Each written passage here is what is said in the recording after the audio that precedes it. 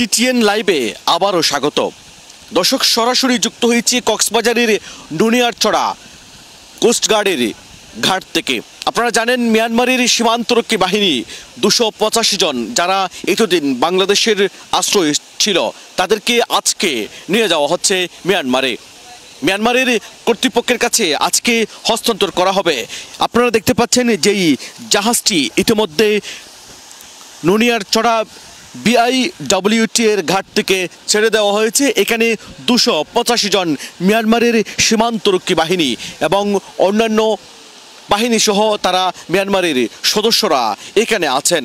তাদেরকে এই জাহাজটিকে করে বিজিবি, কোস্টগার্ড এবং অন্যান্য নিরাপত্তা বাহিনীর সদস্যদের কড়া পাহারায় বঙ্গোপসাগরের মাঝখানে সেখানে নিয়ে যাওয়া হবে এবং সেখান দিয়েই মিয়ানমারের জাহাজ অপেক্ষা করছে।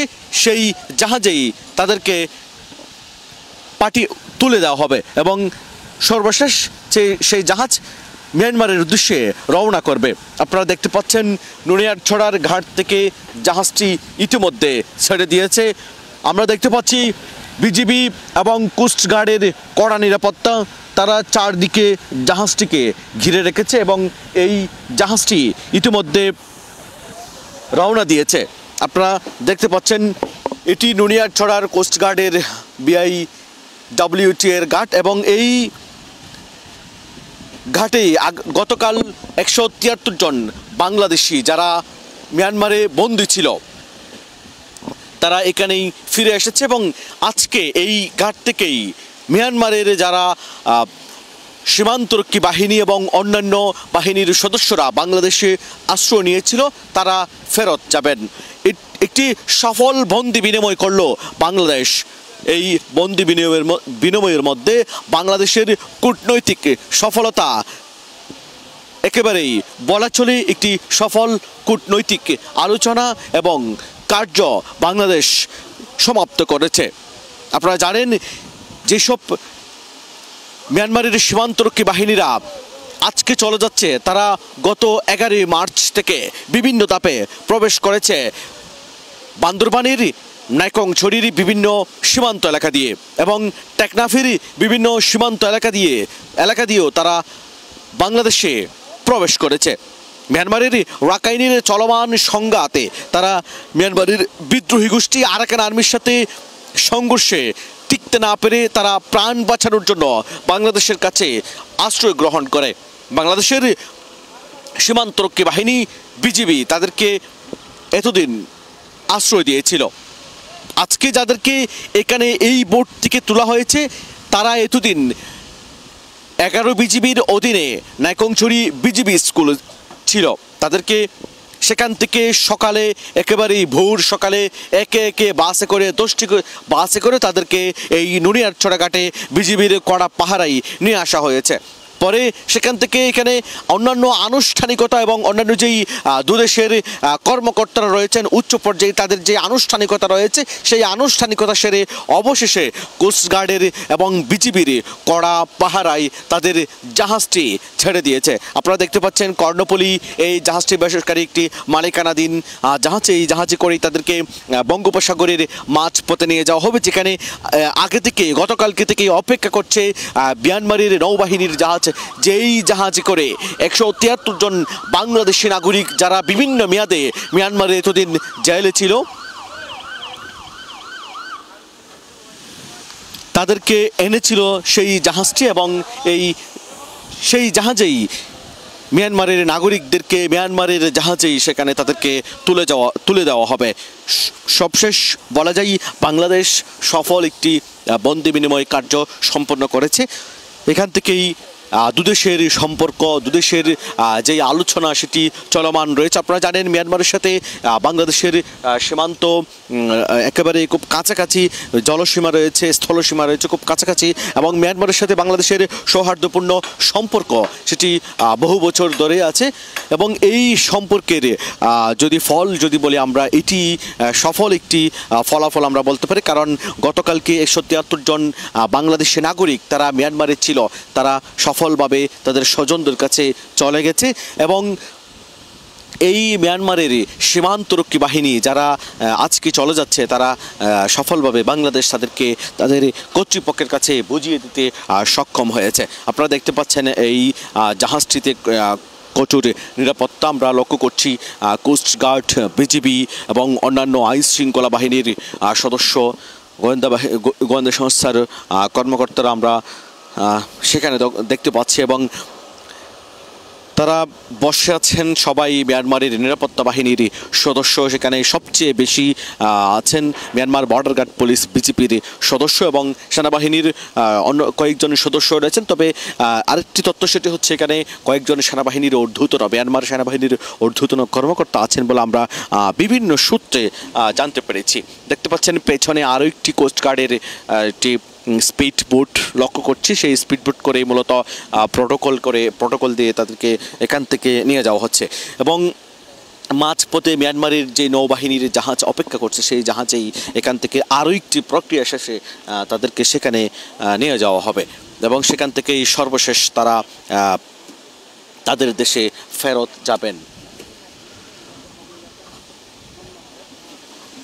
দর্শক, আস্তে আস্তে করে এগুচ্ছে মিয়ানমার বর্ডার গার্ড পুলিশ সদস্যদের নিয়ে কোস্টগার্ডের যে জাহাজ, সেটি নুনিয়ারছড়া ঘাট থেকে আস্তে আস্তে করেই বঙ্গোপসাগরের দিকে এগুচ্ছে এবং সরকারি পর্যায়ের মিয়ানমার এবং বাংলাদেশের দুই দেশের সরকারের বিভিন্ন পর্যায়ের কর্মকর্তারা এখানে উপস্থিত হয়েছেন। সকালে মিয়ানমারের রাষ্ট্রদূত এখানে উপস্থিত হয়েছেন, তিনি ছিলেন এবং বিজিবির ঊর্ধ্বতন কর্মকর্তারা ছিলেন।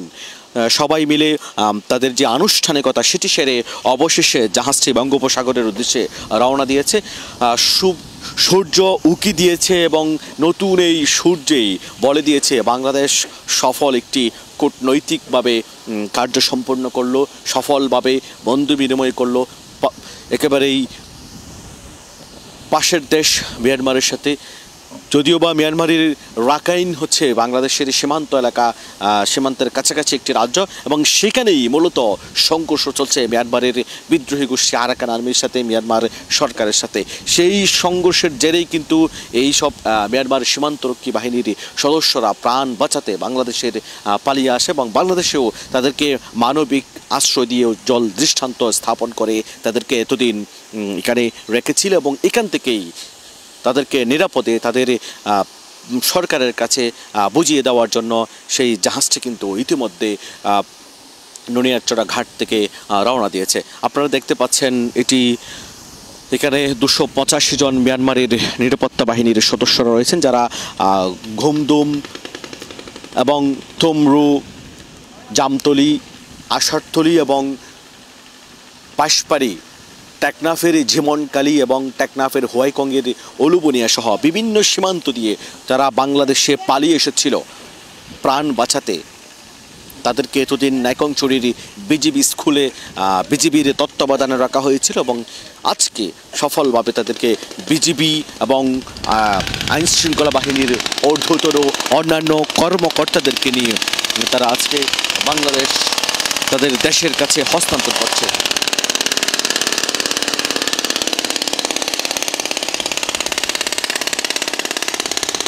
বৃহস্পতিবারের সকালের সূর্যটা এত প্রখর ছিল না। বাংলাদেশ এই সফল যেই যাত্রা শুরু করেছে সেটি বলে দিচ্ছে এই সৌহার্দ্যপূর্ণ সম্পর্ক হয়তো রোহিঙ্গা ইস্যুতে বড় ভূমিকা রাখতে পারে, কারণ মিয়ানমারের সাথে দীর্ঘদিন ধরে রোহিঙ্গাদেরকে তাদের নিজ দেশে ফেরানোর যে প্রক্রিয়া, যে আলোচনা সেটি চলছিল। এর মধ্যেই এই নতুন করে আরেকটি ঘটনা ঘটল মিয়ানমারের রাখাইনের বিদ্রোহী গোষ্ঠীর সাথে তাদের সরকারি বাহিনীর যে সংঘর্ষ সেটির কারণে তারা এই পারে চলে আসে, বাংলাদেশও তাদেরকে নিরাপদে পাঠিয়ে দেয়। এবং এর আগে যেই সব মিয়ানমারের সীমান্তরক্ষী বাহিনীরা বাংলাদেশে প্রবেশ করেছিল তাদেরকে সফলভাবে গত 15ই ফেব্রুয়ারি দুদফা তাদেরকে ফেরত পাঠাতে সক্ষম হয়েছে এবং এর মধ্যে বিভিন্ন সরকারি কর্মকর্তা, সেনা সদস্য এবং সেনা সদস্যদের পরিবার সহ বিভিন্ন পর্যায়ের কর্মকর্তারা সেখানে ছিলেন এবং তাদেরকে বাংলাদেশ সফলভাবে ফেরত পাঠিয়েছিল। সেবার বাংলাদেশ ফেরত পাঠিয়েছিল নৌবাহিনীর জেটি ব্যবহার করে, যেটি ইনানিতে অবস্থিত, এবং এবার পাঠানো হয়েছে নুনিয়ারছড়ার এই ঘাট থেকে, যেখানে আমরা এই মুহূর্তে অবস্থান করছি। এবং বলা হচ্ছে গতবার যেহেতু ইনানি জেটি ঘাট থেকে তাদেরকে পাঠানো হয়েছিল, সেখানে এবার যে সমুদ্রের যেই পরিস্থিতি, আবহাওয়া, সমুদ্রের যে পরিস্থিতি, সেই আবহাওয়ার কারণেই সেখানে এবার বড় জাহাজ ভিড়তে পারেনি এবং আসতে পারেনি। সেই কারণেই এবার এই নুনিয়ারছড়ার ঘাট থেকেই তাদেরকে নিয়ে যাওয়া হচ্ছে, এবং এখান থেকেই কোস্টগার্ডস এবং অন্যান্য নিরাপত্তা বাহিনীর যেসব বাংলাদেশি সদস্যরা রয়েছেন, বাংলাদেশের অন্যান্য যে প্রশাসনিক কর্মকর্তারা রয়েছেন, তারা আজকে সকাল থেকে উপস্থিত ছিলেন। বিজিবির কড়া পাহারা আমরা লক্ষ্য করেছি, পুলিশের কড়া পাহারা, কোস্টগার্ডের কড়া পাহারা আমরা লক্ষ্য করেছি। সব মিলিয়ে পরিস্থিতি ছিল একেবারেই নিরাপত্তার চাদরে। কোস্টগার্ডের এই যে ঘাট ছিল, সেই ঘাটকে ঘিরেই অন্যান্য বাহিনীর যে নিরাপত্তা।